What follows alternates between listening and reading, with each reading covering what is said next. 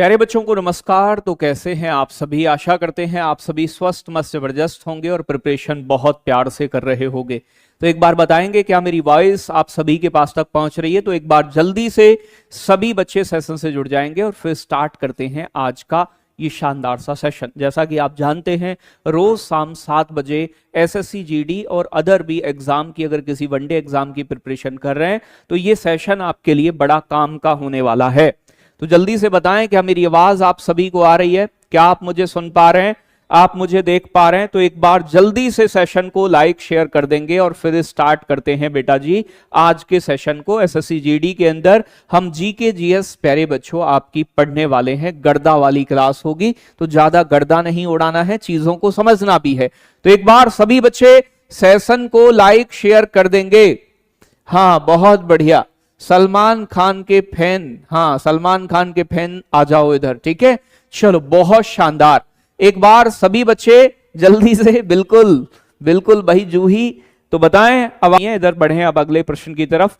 किस राज्य सरकार ने राज्य में दूध के उत्पादन को बढ़ाने के उद्देश्य से राष्ट्रीय डेयरी विकास बोर्ड के साथ समझौते पर हस्ताक्षर किए हैं? वो कौन सा स्टेट है? तो प्यारे बच्चों अगर मैं बात करूं यहां आपसे, आप जानते हैं बहुत अच्छे से, तो पहली बात तो यह कि नेशनल डेयरी डेवलपमेंट बोर्ड, इसे एनडीडीबी कहा जाता है। राष्ट्रीय डेयरी विकास बोर्ड की स्थापना हुई थी बेटा जी, कब हुई थी? 1965 में, 1965 में। इसका हेडक्वार्टर कहां है एनडीडीबी का? इसका मुख्यालय है गुजरात के अंदर, गुजरात के आणंद में। आणंद नामक एक स्थान पर इसका मुख्यालय है गुजरात में, ठीक है, गुजरात के आणंद में।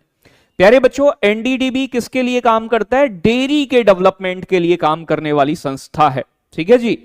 और प्यारे बच्चों अगर आपसे पूछा जाए नेशनल डेयरी रिसर्च इंस्टीट्यूट, जिसे एनडीआरआई कहा जाता है, एनडीआरआई भी पेपर में पूछ लेता है। इसकी स्थापना हुई थी 1923 में, 1923 में।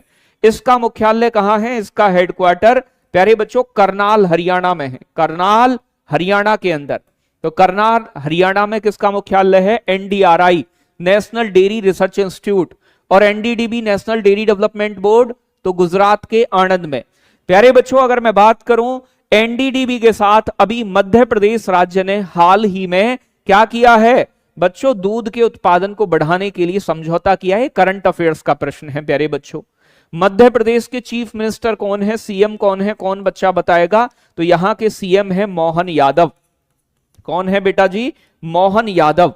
तो मोहन यादव यहां के सीएम हैं। तेलंगाना के सीएम कौन है बेटा जी? तो ये है रेवंत रेड्डी।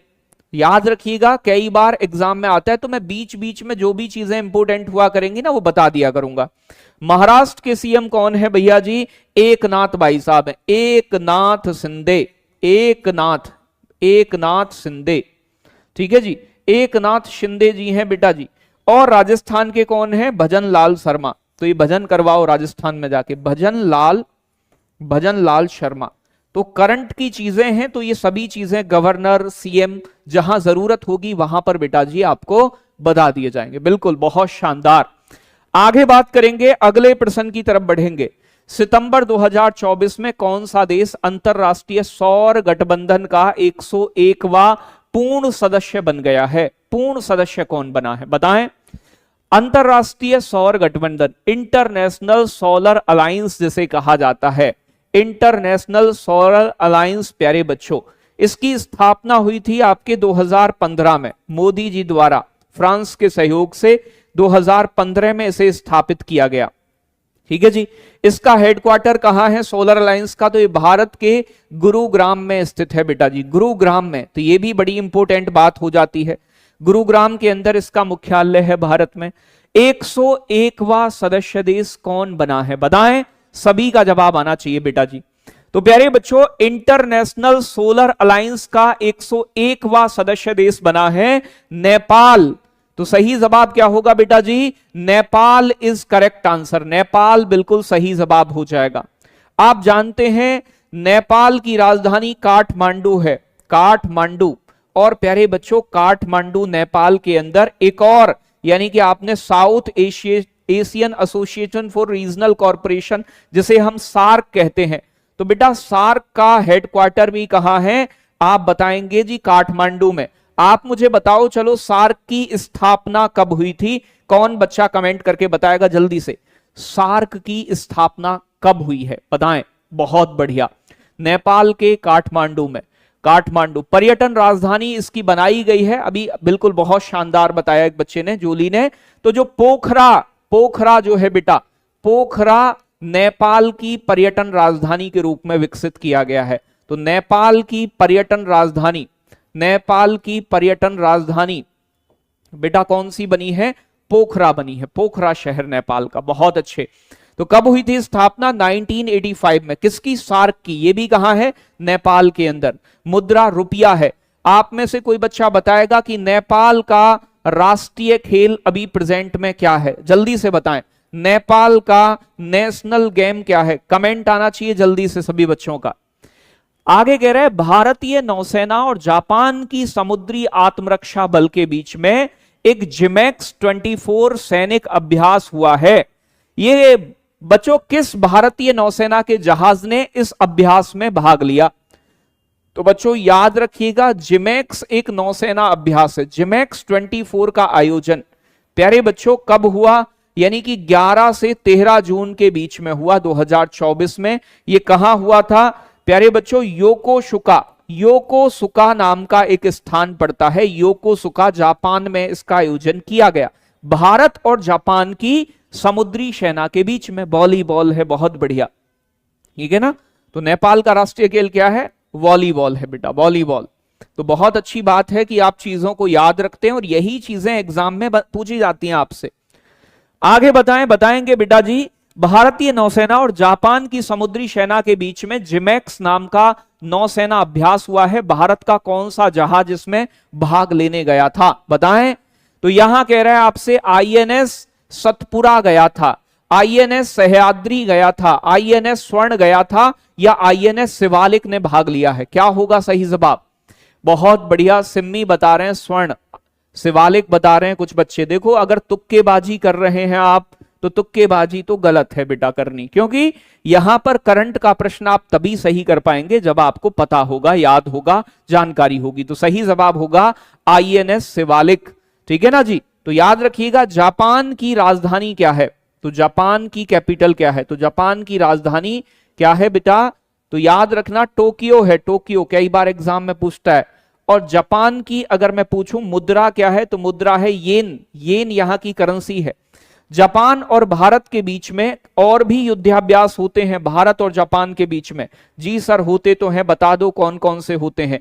जैसे कि आपने सुना होगा एक धर्म गार्जियन होता है बेटा, धर्म गार्जियन, धर्म गार्जियन प्यारे बच्चों, एक होता है वीर गार्जियन। तो धर्म गार्जियन, वीर गार्जियन, वीर गार्जियन, ये भी किनके बीच होने वाले नौसेना अभ्यास हैं, मतलब आपके युद्धाभ्यास हैं भारत और जापान के बीच में। एक मालाबार युद्धाभ्यास होता है, मालाबार, मालाबार में भी जापान शामिल होता है, लेकिन मालाबार में 4 देश शामिल रहते हैं, 4 देश। कौन कौन से 4 देश रहते हैं, एक तो भारत शामिल रहता है, भारत के साथ साथ जापान शामिल रहता है, जापान प्यारे बच्चों, इसमें ऑस्ट्रेलिया शामिल रहता है, ऑस्ट्रेलिया, और इसमें बेटा जी अमेरिका, यूएसए भी शामिल रहता है। तो मालाबार 4 देशों की एक ज्वाइंट एक्सरसाइज है, भारत, जापान, ऑस्ट्रेलिया और अमेरिका, ये वाले प्यारे बच्चों आपके 4 देश हैं। नेहा कह रही हैं हम नए स्टूडेंट हैं, स्वागत है नेहा, फूल मालाओं के साथ जुड़े सेशन के साथ। अब बताएं निम्नलिखित में से कौन सा इसमें से सही सुमेलित नहीं है, which of the following is not correct match. तो यहां पर बांध दिए गए हैं, आपकी नदियां दी गई हैं और बताना है आपको। प्यारे बच्चों भाखड़ा नंगल बांध आप जानते हैं, नंगल बांध, तो भाखड़ा हिमाचल प्रदेश में और नंगल पंजाब में, ये सतलज नदी पर स्थित है। भाखड़ा नंगल परियोजना हिमाचल प्रदेश और पंजाब की परियोजना है, 2 बांध हैं इसमें मिलाकर, ये बात तो ठीक है। ये कह रहा है सरदार सरोवर बांध जो है बेटा जी ये गोदावरी नदी पर है, ये बात गलत है। सरदार सरोवर बांध कहां पड़ता है, गुजरात राज्य में। और ये कहां है प्यारे बच्चों, नर्मदा नदी पर स्थित है, नर्मदा नदी पर बना है, बहुत महत्वपूर्ण बांध है। ठीक है जी, तो इसका मतलब दूसरा वाला गलत है। नागा अर्जुन सागर बांध बेटा जी आपका गोदावरी नदी पर बता रहा है, लेकिन नहीं, नागा अर्जुन सागर बांध कृष्णा नदी पर है, आप जानते हैं, और ये भारत के तेलंगाना राज्य में है, तेलंगाना में, तो ये वाला भी गलत हो जाता है। प्यारे बच्चों हीराकुंड बांध उड़ीसा राज्य के अंदर महानदी पर बना है, ये वाला भी सही है। तो भैया ये सही है, ये दोनों आपके बी और सी गलत हैं। कौन से सही सुमेलित नहीं है पूछा है, तो बी और C is not correct, option number हो जाएगा बी वाला, दूसरा वाला राइट आपका, कि बी और सी सही जवाब बेटा जी नहीं होंगे। ठीक है ना, तो नागार्जुन सागर कई बार एग्जाम में पूछा जाता है, किस राज्य में, तेलंगाना में है। ठीक है भाई, चलो बताएं तो गोदावरी नदी पर कौन सा बांध स्थित है, एक बांध का नाम बताएं आप। गोदावरी नदी पर, गोदावरी नदी पर एक आपने जायकवाड़ी परियोजना सुनी है, जायकवाड़ी, जायकवाड़ी बांध बेटा गोदावरी नदी पर है, ये किस राज्य में है आप मुझे यही बता दो, चलो आसान कर देते हैं आपके लिए। जायकवाड़ी परियोजना गोदावरी नदी पर बेटा जी यानी कि किस राज्य में स्थित है, ये वाली बात आपको बतानी है। सर ये बांध क्या होता है, बांध बेटा एक लाल रंग की चिड़िया होती है, ठीक है ना, और बेटा वो लाल रंग की चिड़िया कई बार पंजा मार देती है। तो रितेश अगर तुम्हें पंजा खाना है तो फिर तुम्हें पता चलेगा कि ये बांध क्या है। जब वो पंजा मार के कर देगी गंजा तो फिर निकलेगा उसमें से पानी, उसी से फिर बिजली बनेगी, वही बांध है। हैं कितने सीधे हैं आप। महाराष्ट्र के अंदर है, उर्वेश कुमार का जवाब आया है, तो जवाब दिया करो, पगलुओं की तरह दांत निकाल देते। गिलू जी पेपल में नहीं हो रहा है, पढ़ते नहीं हो। कहां है बेटा जी, महाराष्ट्र के अंदर है, गोदावरी नदी पर जायकवाड़ी परियोजना, याद रखना है। चलो जी, निम्नलिखित में से कौन सा सही सुमेलित नहीं है बताएं जी। वोल्ट मीटर, जिसे वोल्ट मापी बोलते हैं, तो वोल्ट मीटर का काम विभवांतर यानी कि पोटेंशियल डिफरेंस को मेजर करने के लिए, मेजर विभवांतर को मापने के लिए किया जाता है। ठीक है ना भाई, ये कह रहा है एमीटर, एमीटर का इस्तेमाल इलेक्ट्रिक करंट यानी कि विद्युत धारा को मापने के लिए किया जाता है। ये बात भी मुझे ठीक सी लग रही है। एक बच्चों विभव मापी होता है जिसे पोटेंशियोमीटर कहते हैं, यह विद्युत वाहक बल को मेजर करता है, यानी कि बच्चों इलेक्ट्रोमोटिव फोर्स को मापता है। और एक होता है धारा मापी जिसे गैल्वेनोमीटर कहा जाता है, यह विद्युत प्रतिरोध को दर्शाता है, यानी कि प्यारे बच्चों आपका गैल्वेनोमीटर इलेक्ट्रिक रेजिस्टेंस को बताता है। तो बताएंगे प्यारे बच्चों क्या होगा सही जवाब आपका।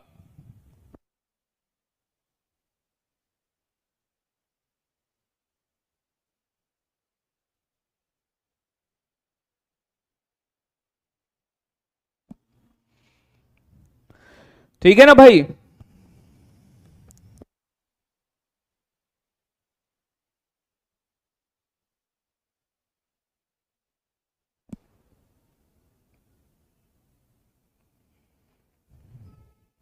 ठीक है जी। तो बेटा देखो भाई, गैल्वेनोमीटर जो है ना बेटा, गैल्वेनोमीटर बताता है विद्युत धारा को,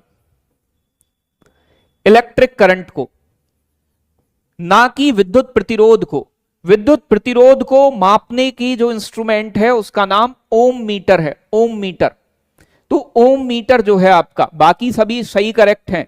तो बेटा आपका गैल्वेनोमीटर विद्युत धारा इलेक्ट्रिक करंट को बताता है, और प्यारे बच्चों विद्युत प्रतिरोध को, इलेक्ट्रिक रेसिस्टेंस को मापने के लिए ओम मीटर का उपयोग किया जाता है। Option D is not correct match. ठीक है ना भाई, बताएं जल्दी से। बिल्कुल गुड्डू, तुझे कान में बताऊंगा, मेरे गुड्डू प्यारे लाल, मेरे पीले, मेरे गुलाबी, पिंक कलर के हो तुम, इधर आ जाएं। कह रहा है आपसे डीपी धर द्वारा, डीपी धर द्वारा कौन सी पंचवर्षीय योजना को तैयार और लॉन्च किया गया था, बताएं। डीपी धर का पूरा नाम है दुर्गा प्रसाद धर, दुर्गा प्रसाद धर। तो प्यारे बच्चों दुर्गा प्रसाद धर जो हैं, जिन्हें डीपी धर कहा जाता है, ये कौन सी पंचवर्षीय योजना लॉन्च की थी, छठी पंचवर्षीय योजना। ये चली थी 1980 से 85 के बीच में प्यारे बच्चों, कई बार टाइम पूछ लेता है। सातवीं पंचवर्षीय योजना, जब छठी खत्म होगी तो सातवीं शुरू होगी, 1985 से लेकर 90 तक चली। ठीक है जी। और प्यारे बच्चों, चौथी पंचवर्षीय योजना आप जानते हैं, ये 1969 से लेकर 1969 से लेकर 74 तक चली। पांचवी पंचवर्षीय योजना ये 1974 में स्टार्ट हुई और प्यारे बच्चों चलनी ये 75 तक थी, लेकिन बीच में ही मोरारजी देसाई आ गए। मोरारजी देसाई ने कहा ये ठीक नहीं लग रही हमें, इसे एक साल पहले ही खत्म कर दिया, तो ये 1974 से लेकर और 78 तक ही चल पाई, इसे एक वर्ष पहले ही समाप्त कर दिया गया था। प्यारे बच्चों, अगर मैं बात करूं दुर्गा प्रसाद धर ने कौन सी पंचवर्षीय योजना का प्रारूप तैयार किया था, सही जवाब होगा पांचवी पंचवर्षीय योजना, जो केवल 4 साल तक चल पाई। पांचवी पंचवर्षीय योजना का कार्यकाल मैंने आपको बता ही दिया है कि यह चली थी 1974 से लेकर 78 के बीच में। प्यारे बच्चों, इस योजना का जो उद्देश्य था वो क्या था, मोटिव क्या था, तो इसका उद्देश्य था गरीबी उन्मूलन और आत्मनिर्भरता। यानी कि भैया गरीबी को हटाना है, हटी आज तक नहीं है लेकिन उद्देश्य था गरीबी उन्मूलन, पॉवर्टी एलिवेशन, तो गरीबी को हटाना। डीपी धर द्वारा इसका मॉडल दिया गया था। इसी पंचवर्षीय योजना के दौरान गरीबी हटाओ का नारा दिया गया था इंदिरा गांधी द्वारा। तो बेटा इसी के दौरान गरीबी हटाओ का नारा भी दिया गया। तो गरीबी हटाओ का नारा भी किस पंचवर्षीय योजना में दिया गया, पांचवी पंचवर्षीय योजना के दौरान इंदिरा गांधी ने। प्यारे बच्चों, इसी पंचवर्षीय योजना के दौरान आरआरबी, क्षेत्रीय ग्रामीण बैंक, जिसे रीजनल रूरल बैंक कहते हैं, इसकी स्थापना हुई थी 1975 में, 1975 में। प्यारे बच्चों, इसी पंचवर्षीय योजना के दौरान 1975 में इंदिरा गांधी ने 20 सूत्री कार्यक्रम, 20 पॉइंट प्रोग्राम स्टार्ट किया था। तो 20 सूत्री कार्यक्रम किस पंचवर्षीय योजना में शुरू हुआ, पांचवी पंचवर्षीय योजना के दौरान, जिसका उद्देश्य गरीबी उन्मूलन था। ठीक है ना भाई। प्यारे बच्चों, अगर मैं बात करूं यहां आपसे इसी पंचवर्षीय योजना के दौरान 1975 से लेकर और 1977 तक, यानी कि लगभग 21 महीने तक प्यारे बच्चों आंतरिक गड़बड़ी के आधार पर आपातकाल थोक दिया था।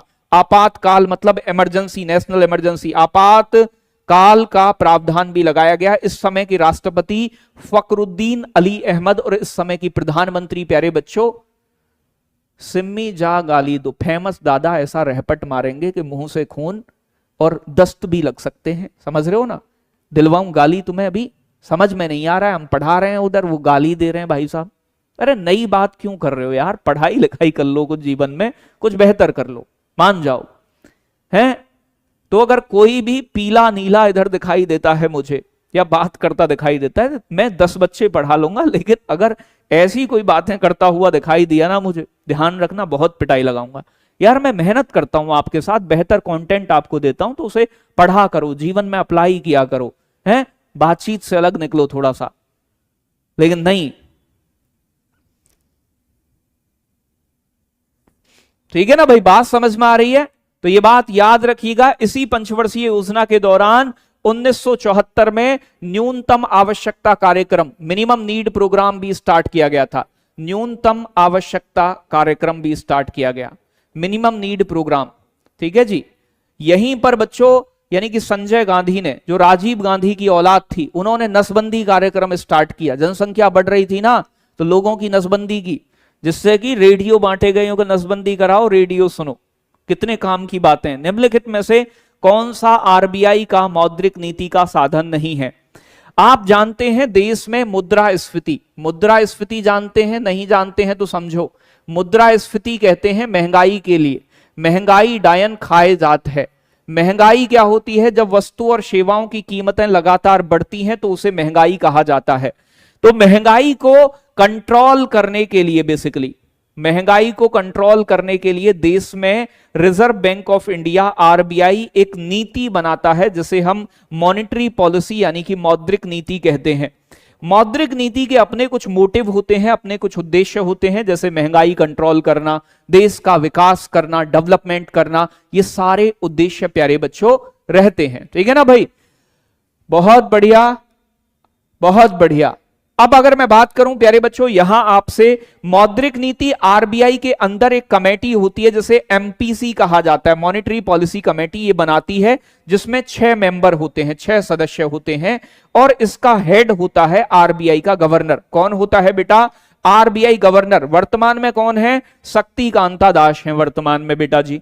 एमपीसी में 3 मेंबर आते हैं भारत सरकार की ओर से, इंडियन गवर्नमेंट की ओर से, गवर्नमेंट। और प्यारे बच्चों 3 मेंबर आते हैं आरबीआई की तरफ से, RBI reserve bank of India. ये मौद्रिक नीति बनाती है। इसमें क्या है, जो ब्याज की दर है उन्हें घटाया और बढ़ाया जाता है प्यारे बच्चों, ठीक है ना। किसके दौरान, यानी कि मौद्रिक नीति के दौरान। इसमें जैसे कि आप देखोगे बैंक रेट होता है, एक होता है repo rate, reverse repo rate, CRR, SLR, CRR cash reserve ratio, SLR statutory liquidity ratio, MSF marginal standing facility, OMO open market operation. ये सभी टूल्स हैं, ये सभी ब्याज की दर हैं जिन्हें आरबीआई मौद्रिक नीति के द्वारा कम और ज्यादा करता है। तो बेटा देखो, RBI cash reserve ratio CRR को फॉलो करता है सर, यानी कि खुला बाजार की क्रिया, ओपन मार्केट ऑपरेशन करता है, मार्केट में प्रतिभूतियों को खरीदता बेचता है, सही बात है। बैंक दर को कंट्रोल करता है, सही बात है। सरकारी खर्च, सरकार कितना पैसा खर्च कर रही है, ये हमारी बजट नीति का यानी कि राजकोषीय नीति का हिस्सा होता है, ना कि मौद्रिक नीति का।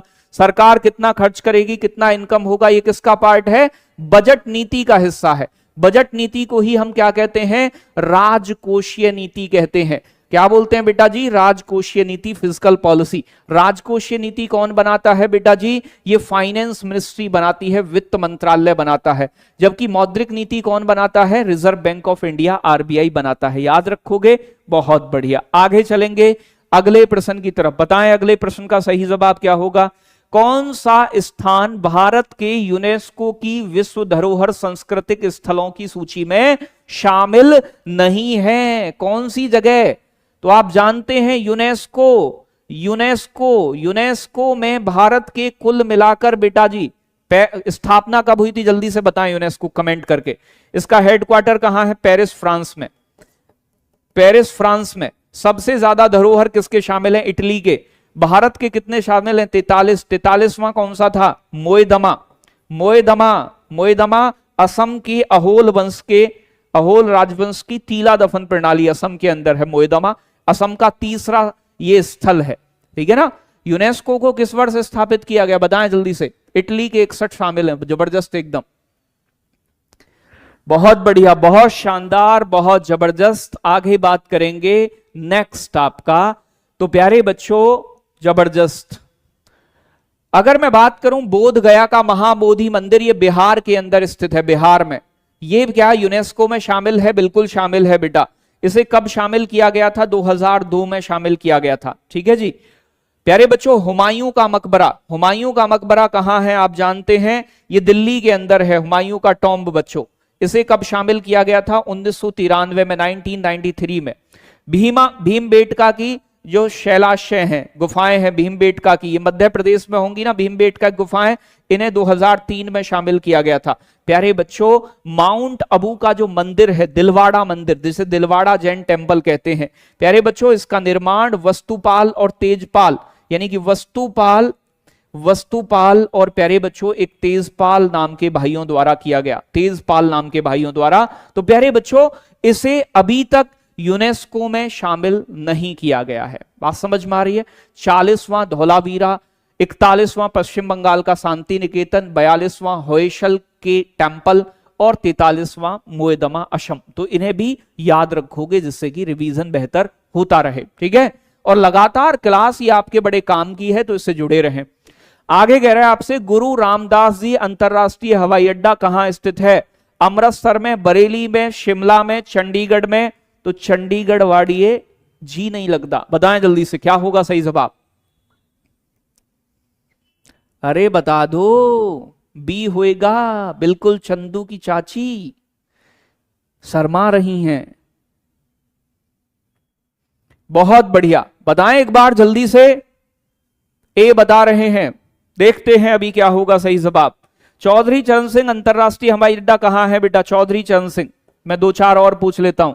चौधरी चरण सिंह अंतरराष्ट्रीय हवाई अड्डा, तो आपका जवाब आना चाहिए जी लखनऊ के अंदर है।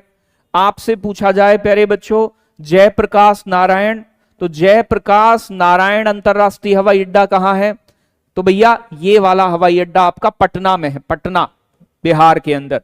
और बच्चों इंदिरा गांधी अंतरराष्ट्रीय हवाई अड्डा कहां है, इंदिरा गांधी वाला जी, इंदिरा गांधी वाला भैया दिल्ली में है, आप जानते हैं दिल्ली में। छत्रपति शिवाजी अंतरराष्ट्रीय हवाई अड्डा कहां है? तो छत्रपति शिवाजी प्यारे बच्चों आपका, शिवाजी मराठा साम्राज्य, इसका मतलब महाराष्ट्र, सीधा सीधा सा, तो ये महाराष्ट्र में है, मुंबई के अंदर छत्रपति शिवाजी। प्यारे बच्चों बाबा साहेब बी आर अम्बेडकर, तो बाबा साहेब भीमराव अंबेडकर अंतरराष्ट्रीय हवाई अड्डा कहां है? तो बाबा साहेब अंबेडकर बेटा जी ये कहां है? नागपुर के अंदर है, नागपुर में है ये हवाई अड्डा, नागपुर में, बड़ा इंपोर्टेंट है ये भी, ठीक है जी। अब अगर मैं आपसे पूछूं, एक अन्ना हवाई अड्डा है, ये भी मुंबई में है, ठीक है जी। और कोई इंपोर्टेंट वाला मामला, सुभाष चंद्र बोस अंतरराष्ट्रीय हवाई अड्डा कहां है? तो भैया जी सुभाष चंद्र बोस अंतरराष्ट्रीय हवाई अड्डा ये कहां पर है? तो ये कलकत्ता के अंदर है बेटा जी, कोलकाता के अंदर है, ये भी महत्वपूर्ण है, याद रखिएगा। तो ये इंपोर्टेंट वाले हैं जो कई बार एग्जाम में आ जाते हैं, ठीक है। सही जवाब गुरु रामदास जी अंतरराष्ट्रीय हवाई अड्डा कहां होगा बेटा जी? तो ये अमृतसर के अंदर है, option number A is right answer, Amritsar हो जाएगा। बहुत अच्छे, आगे चलेंगे बेटा जी अगले प्रश्न की तरफ। निम्नलिखित में से कौन सा अरुणाचल प्रदेश में स्थित मठ है? बेसिकली मठ जो संबंधित होते हैं ना, मठ ये बौद्ध धर्म के स्थल होते हैं, बौद्ध धर्म को डिनोट करते हैं, तो मठों का संबंध बौद्ध धर्म से है। इनमें से कौन सा मठ ऐसा है जो प्यारे बच्चों आपका अरुणाचल प्रदेश में है? एक है डिस्किट मठ, एक है तवांग मठ, एक है हेमिस मठ या थिंगसी मठ। तो बच्चों कौन सा मठ ऐसा है जो अरुणाचल प्रदेश में है? एक बच्चों ताबो मठ है, ताबो सुना है कभी? बहुत पूछा जाता है। ताबो मठ कहां है? तो ये हिमाचल प्रदेश में है ताबो मठ। प्यारे बच्चों थिंगसे मठ कहां है? ये लद्दाख के अंदर है, थिंगसे मठ। प्यारे बच्चों आपका हेमिस मठ कहां है? तो हेमिस मठ भी कहां है? लद्दाख में, हेमिस नेशनल पार्क भी है। डिस्किट मठ भी कहां है? ये भी प्यारे बच्चों आपका लद्दाख में है, डिस्किट मठ। प्यारे बच्चों आपका तवांग मठ कहां है? तवांग घाटी भी अरुणाचल प्रदेश में है और तवांग मठ भी प्यारे बच्चों आपका अरुणाचल प्रदेश में है। सही जवाब होगा ऑप्शन नंबर बी। ठीक है जी, बात समझ में आ गई। तो सही जवाब होगा तवांग मठ। कहां है बेटा जी? तो तवांग मठ अरुणाचल प्रदेश में, हेमिस, थिंगशे, डिस्किट लद्दाख में, ताबो मठ हिमाचल प्रदेश में। बहुत बढ़िया। आगे बात करें अगले प्रश्न की। अगला प्रश्न क्या कहता है आपसे? कुछ तो बांग्लादेश। आगे बात करेंगे। बहुत बढ़िया, बहुत शानदार, बहुत शानदार। बिल्कुल टप्पू भाई इधर आ जाएं, नहीं तो तुम्हें टप्पू बना देंगे। इधर आ जाओ, बताएं जल्दी से। 2023 तक अनुच्छेद 51A में अंतिम मौलिक कर्तव्य को कब जोड़ा गया? 2023 तक की बात कर रहे हैं।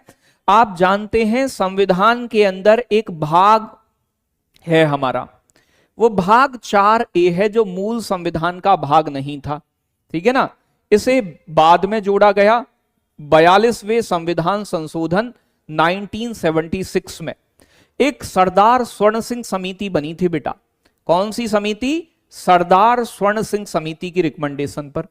तो सरदार स्वर्ण सिंह समिति ने सिफारिश की थी, यानी कि इस भाग को जोड़ने की, और इसमें शामिल किए गए हमारे भाग 4A में फंडामेंटल ड्यूटीज, यानी कि हमारे देश के नागरिकों के अपने कुछ कर्तव्य होंगे जिन्हें मौलिक कर्तव्य कहा गया, फंडामेंटल ड्यूटीज।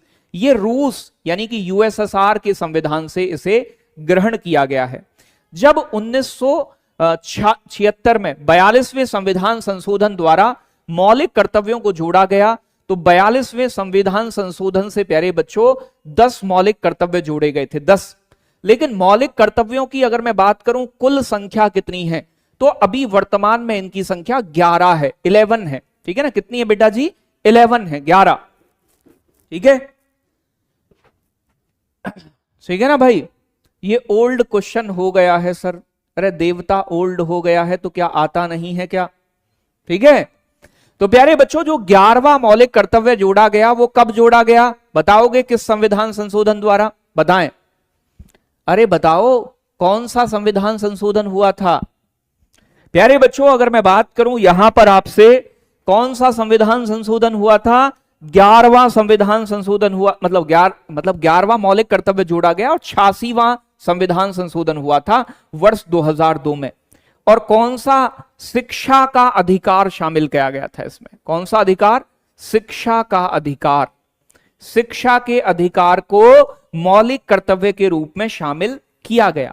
तो सही जवाब होगा वर्ष 2002। ठीक है ना भाई, सही जवाब क्या हो जाएगा बेटा जी? वर्ष 2002। पीडीएफ मिलता है बेटा, ठीक है ना, पीडीएफ मिलता है। Application target with Ankit download कर लोगे, फ्री पीडीएफ में जाओगे, मिल जाएगा। राज्यसभा के सदस्य बनने के लिए न्यूनतम आयु कितनी है? इसमें से कई सारे प्रश्न ऐसे हैं जो प्यारे बच्चों, ठीक है ना भाई, जो प्यारे बच्चों कई बार एग्जाम में आपसे पूछे गए, रिपीटेडली पूछे जाए। तो बताएं जल्दी से, राज्यसभा का सदस्य बनने के लिए आपकी मिनिमम एज कितनी होनी चाहिए? न्यूनतम आयु।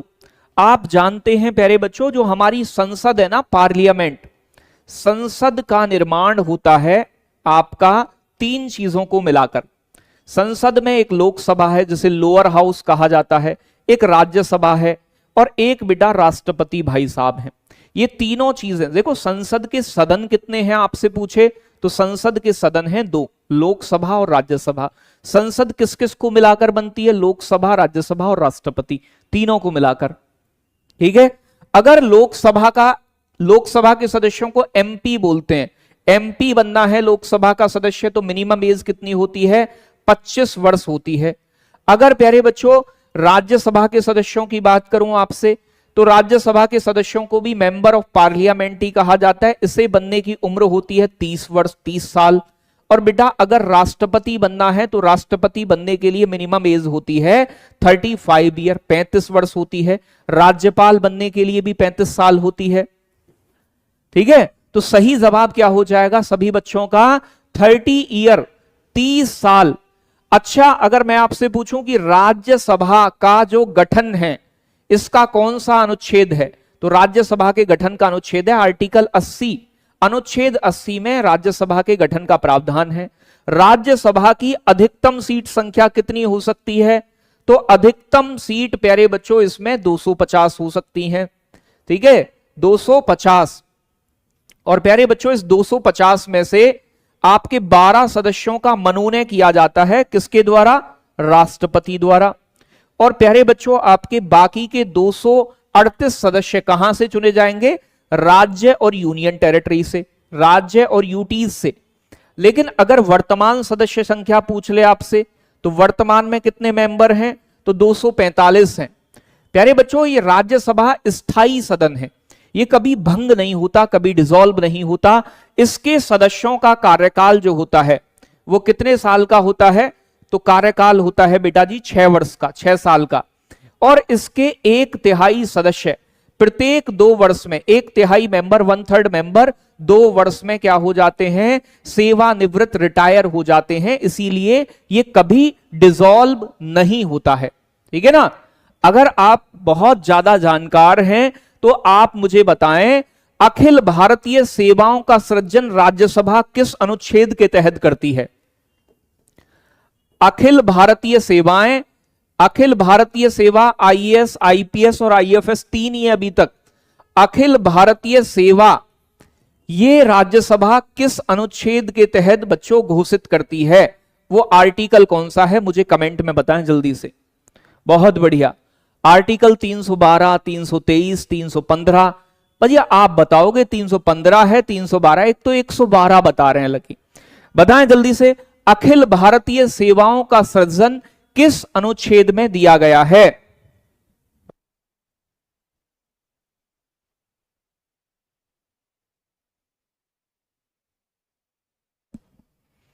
ठीक है ना। तो सही जवाब बेटा जिसका 312 आ रहा है वो एकदम करेक्ट होगा। आर्टिकल 312 के तहत राज्यसभा के पास अधिकार है कि वो नई अखिल भारतीय सेवाओं को क्रिएट कर सकता है। तो 112 नहीं होगा, अनुच्छेद 312 होगा। ये कह रहे हैं 1971 में प्रथम पुरुष हॉकी विश्व कप की विजेता हॉकी टीम कौन सी थी? ये इस बार एसएससी जीडी में पूछा है, बताएं। तो बच्चों जो 1971 में पहला हॉकी विश्व कप आयोजित किया गया बेटा, ठीक है, तो बताएंगे क्या होगा सही जवाब। ठीक है ना भाई। तो यहां पर पहला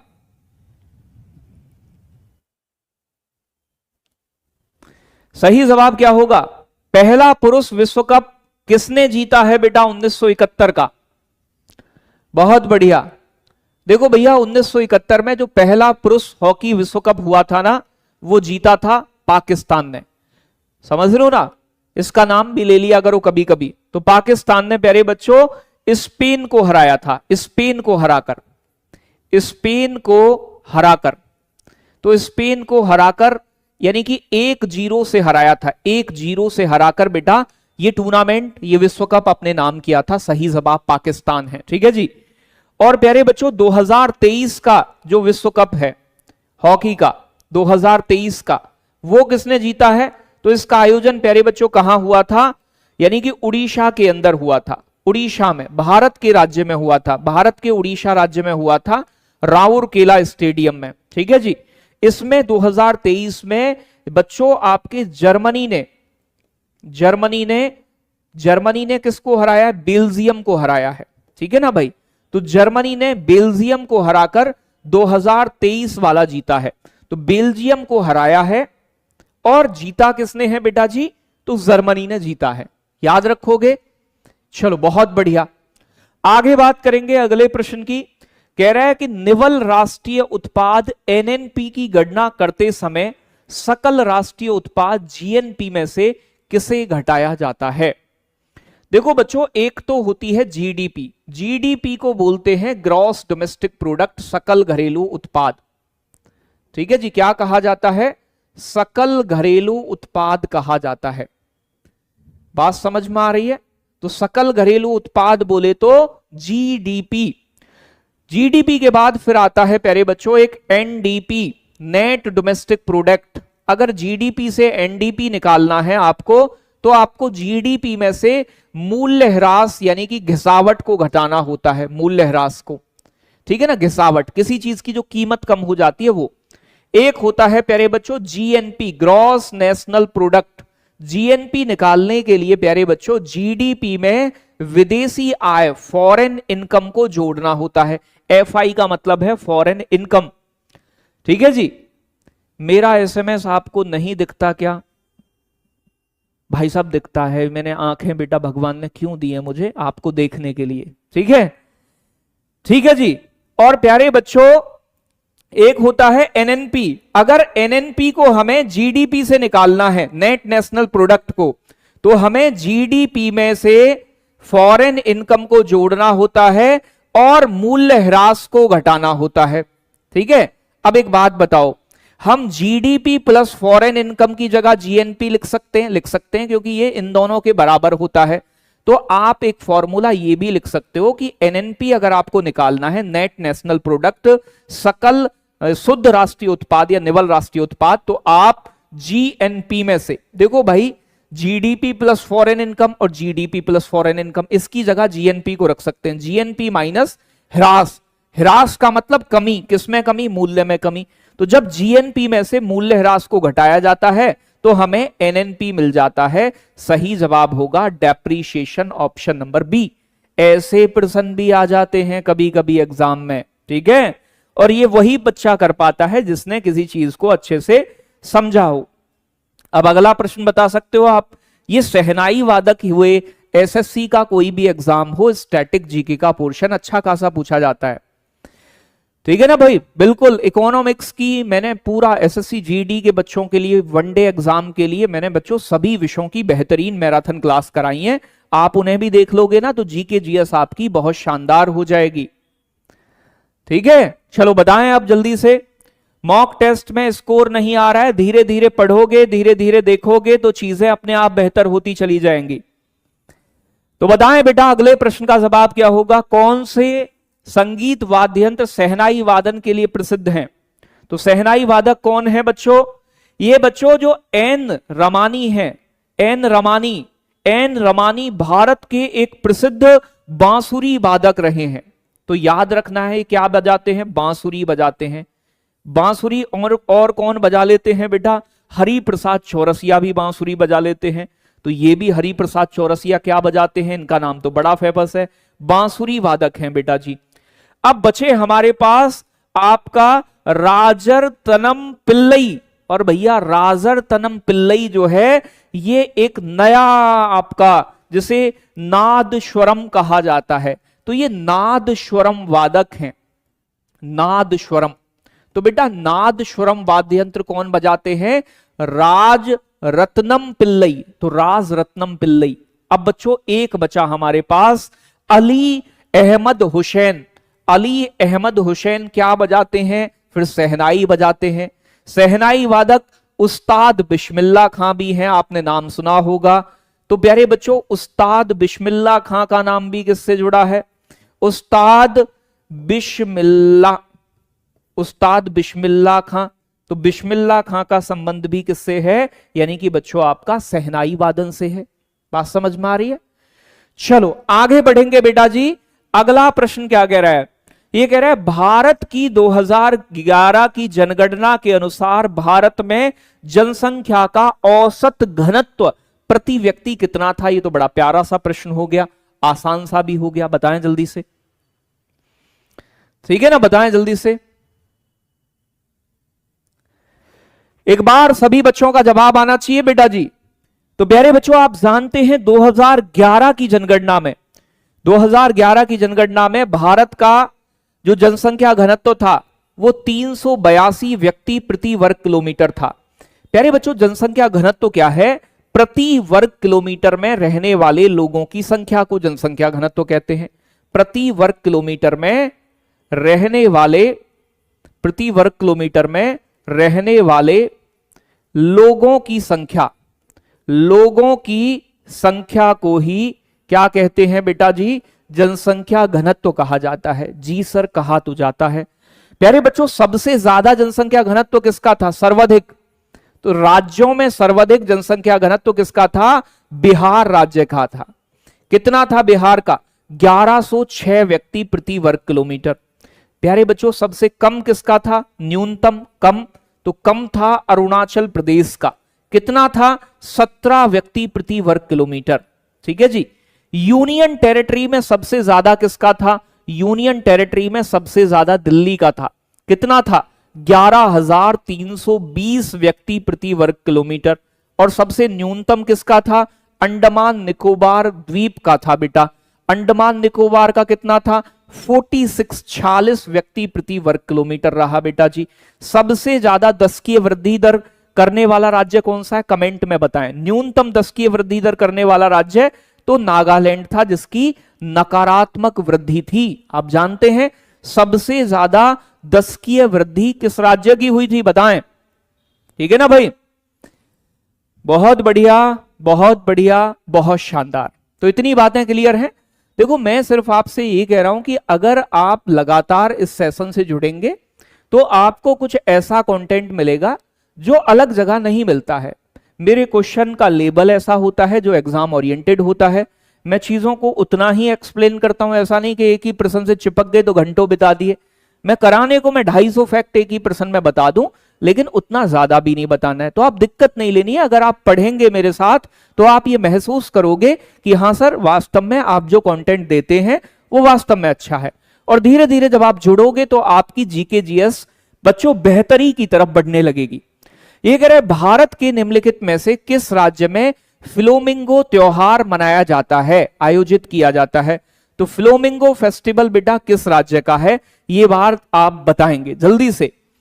तो बच्चों सिक्किम के अंदर तो एक बहुत महत्वपूर्ण फेस्टिवल मनाया जाता है जिसे सागा दावा बोलते हैं। सागा दावा कई बार एग्जाम में आया है। नागालैंड में आप जानते हैं प्यारे बच्चों एक हॉर्नबिल नाम का फेस्टिवल बहुत फेमस है, हॉर्नबिल।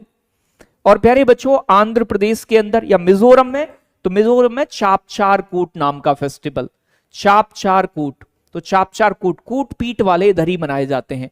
और बेटा आपका फ्लोमिंगो फेस्टिवल कहां का है? तो आंध्र प्रदेश राज्य में सेलिब्रेट होता है फ्लोमिंगो उत्सव। ठीक है जी। क्या होगा सही जवाब? फ्लोमिंगो कहां का है बेटा?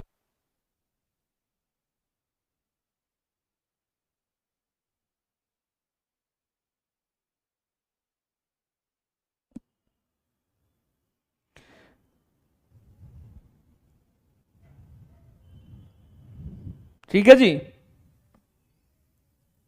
आगे बढ़ेंगे। एक बेटा दक्कन फेस्टिवल भी मनाया जाता है आंध्र प्रदेश में, हालांकि वो भी इंपॉर्टेंट है। ईवीएस का प्रैक्टिस सेट सबसे चलाएंगे दिवाली के बाद, आफ्टर दिवाली। अब दिवाली कर लो, दिवाली के बाद ईवीएस का प्रैक्टिस सेट विद पेडागोजी आपका स्टार्ट कर देंगे। निम्नलिखित में से भारतीय खिलाड़ी अरुणा मिश्रा कौन से खेल से खेलती हैं? अरुणा मिश्रा टेबल टेनिस की प्लेयर हैं बेटा जी, ठीक है ना भाई। या फिर प्यारे बच्चों आपकी हॉकी की प्लेयर हैं, तो हॉकी के तो आप जानते हैं अजीत पाल हैं, हार्दिक सिंह हैं, ठीक है ना, मेजर ध्यानचंद रहे हैं, कई सारे प्लेयर हैं। टेबल टेनिस के शरद कमल हैं, मनिका बत्रा हैं। तो टेबल टेनिस के शरद कमल, मनिका बत्रा, ठीक है ना भाई, मनिका बत्रा, तो ये टेबल टेनिस के प्लेयर हैं। बेटा जी मुक्केबाजी के, बिल्कुल, तो अरुणा मिश्रा भारत की एक फेमस मुक्केबाज हैं, बॉक्सर हैं। साथ के साथ एमसी मैरी कॉम का नाम सुना होगा, मैरी कॉम। तो मैरी कॉम भी कौन रही हैं? मैरी कॉम भारत की एक प्रसिद्ध बेटा मुक्केबाज रही है मैरी कॉम। क्रिकेटरों के तो आप दुनिया भर के नाम जानते होंगे, इसमें भी कोई दिक्कत नहीं है, ठीक है ना। तो मुक्केबाजी रिंग में होती है और ये भारत की एक प्रसिद्ध मुक्केबाज हैं अरुणा मिश्रा। ऐसे ही आते हैं, ऐसे नहीं पूछेगा जो जानकार हो आपके, अगर पूछेगा तो ऐसे ही पूछेगा। अब आपसे क्या कह रहा है? 19वां प्रश्न कह रहा है डैश विधवा पुनर्विवाह संघ का गठन 1961 में किसने किया था? बताएं एक बार, जल्दी से जवाब आना चाहिए, जल्दी से सभी बच्चे बताएंगे सही जवाब क्या होगा।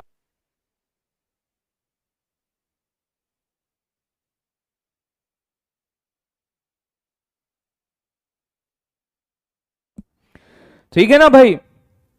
तो प्यारे बच्चों विधवा पुनर्विवाह संघ की स्थापना किसने की थी?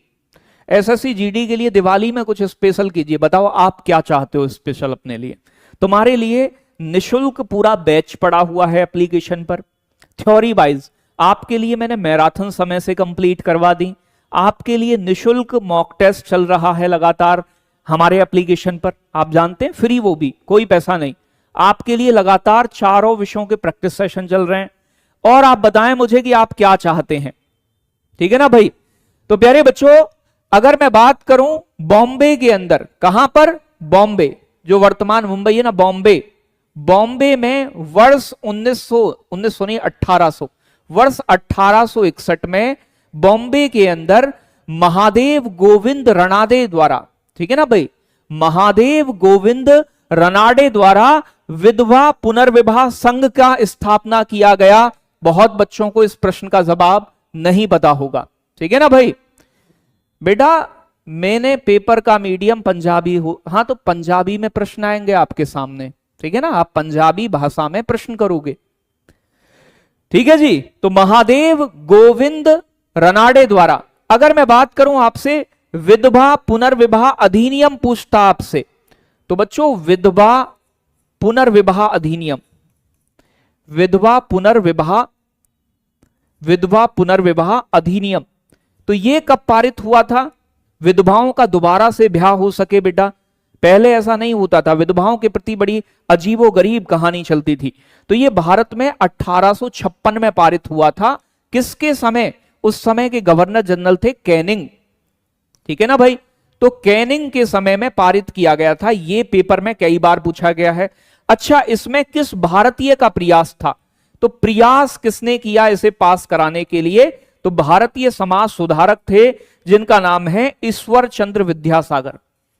ईश्वर चंद्र विद्यासागर के प्रयासों से, ईश्वर चंद्र विद्यासागर के प्रयास से प्यारे बच्चों ऐसा हुआ। तो बात क्लियर, बहुत बढ़िया। कैनिंग के समय में विधवा पुनर्विवाह अधिनियम, जबकि विधवा पुनर्विवाह संघ 1861 में बॉम्बे में महादेव गोविंद रनाडे द्वारा स्थापित किया गया था। याद रखने वाली बात है और बड़े काम की है, ठीक है जी।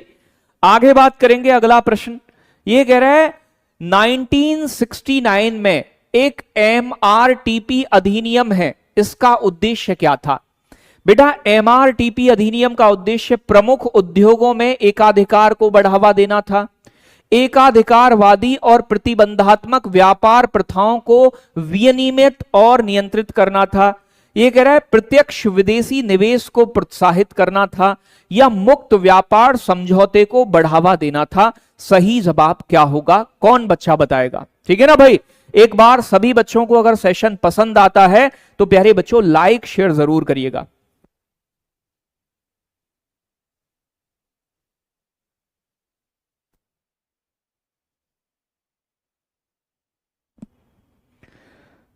तो बताएं बेटा जी एक बार, बेटा एक बात समझो, जो एमआरटीपी एक्ट है, एमआरटीपी ये आया था 1969 में। कई बार तो इसका वर्ष पूछ लेता है। इसका पूरा नाम होता है monopolies and restrictive trade practice act. एकाधिकार, जो लोग एकाधिकार कर लेते हैं ना किसी चीज पर, एकाधिकार एवं प्रतिबंधात्मक, ये एकाधिकार पर प्रतिबंध लगाने के लिए लाया गया था। एकाधिकार एवं प्रतिबंधात्मक व्यापार व्यवहार अधिनियम। व्यापार पर जो लोग एकाधिकार करते हैं ना, उनको समाप्त करने के लिए कानून बना था, जिसे एमआरटीपी एक्ट कहते हैं। एमआरटीपी एक्ट को खत्म कर दिया गया और इसके स्थान पर अब ये नहीं चलता। वर्ष 2002 में प्यारे बच्चों प्रतिस्पर्धा अधिनियम लाया गया, कंपटीशन एक्ट। प्रतिस्पर्धा अधिनियम, कंपटीशन एक्ट प्यारे बच्चों लाया गया। तो ये जो अधिनियम था एकाधिकार को प्रतिबंधित करने के लिए, तो एकाधिकारवादी प्रतिबंधात्मक व्यापार प्रथाओं को कंट्रोल करता था कि किसी चीज पर किसी की मोनोपोली ना हो। मोनोपोली जानते हैं ना आप, जब आप कोई भी चीज, कोई भी सामान मार्केट में अकेले बेच रहे हैं, मान लो मैं साबुन बना रहा हूं, दूसरी कोई कंपनी नहीं चलने दे रहा हूं, मैं अपना ही साबुन बेच रहा हूं, इसका मतलब साबुन पर मेरी मोनोपोली है, एकाधिकार है। तो एमआरटीपी कानून कब आया? ये ऐसे ही प्रश्न आते हैं, आप सोचते हो वो वाले प्रश्न जो वो वाले भूल जाओ, वो 2-4 प्रश्न आते हैं, लेकिन अब प्रश्नों का लेवल थोड़ा बढ़ गया है। ठीक है ना? तो एकाधिकार मतलब मोनोपोली को खत्म करने के लिए कानून लाया गया, लेकिन इसकी जगह पर बेटा जी अब आपका यानी कि एमआरटीपी की जगह कौन सा कानून चलता है? यानी कि आपका प्रतिस्पर्धा, कंपटीशन एक्ट। ये 21वां प्रश्न जो होता है आपके होमवर्क के लिए होता है, यह आपका साइंस का प्रश्न है, केमिस्ट्री का। निम्नलिखित में से कौन सा एक एस ब्लॉक का तत्व है? इस पर दिमाग मारिएगा।